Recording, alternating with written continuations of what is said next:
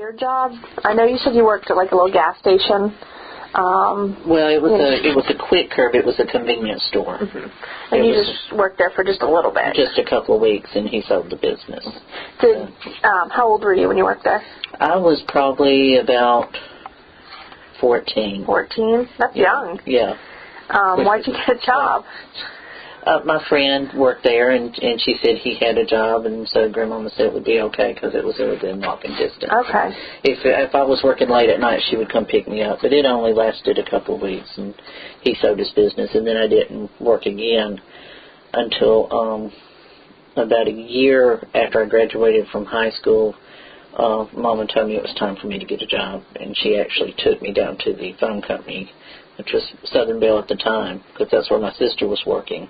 And I applied for a job, and I was hired on the spot. I think I went and applied for the job like on a Thursday or Friday, and they told me I could start on Monday. So, but that was my career from then on. I always worked at the phone company. How did Granddaddy feel about you working? Well, him and Grandmama had a discussion, and they decided it was time for me to work.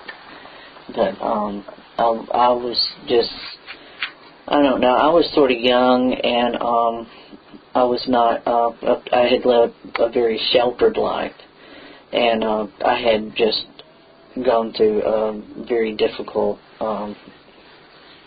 breakup with the boy I had been engaged to. And so I had, actually, it was just like being in mourning for me. It just devastated me because that was what I thought I was supposed to do when I was growing up. And we've talked about this before, but back then you grew up and you got married and you had children and you stayed home because your husband didn't let you work. I mean, that was just, that was my reality at the time. And so I was actually in a period of mourning and very, very young and naive, and just felt like basically my mental state was my life was over. So I was just moping around the house. So they discussed it and decided it was time for me to get a job.